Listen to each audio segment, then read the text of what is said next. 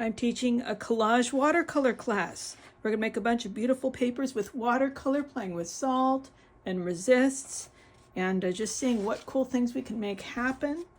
And if you have an old picture, you go ahead and bring your old pictures or any magazines, any materials that you would like to use in this project. And we can cover pictures that you don't love anymore with paint and use them as backgrounds, find new ways to use those pictures to make beautiful art.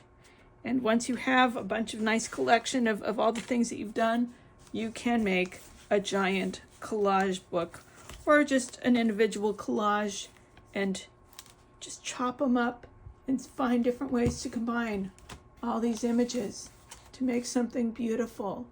We're going to have a lot of fun. It'll be a fun art-filled day, and it doesn't matter if you're a beginning student or an intermediate student.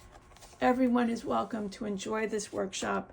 It'll be a fun respite from everything that's going on, and you can have some beauty and joy in your life. I hope you can come to this workshop. I'm going to be offering it this year in a couple of different locations. Go to my website at elajarvis.com for details.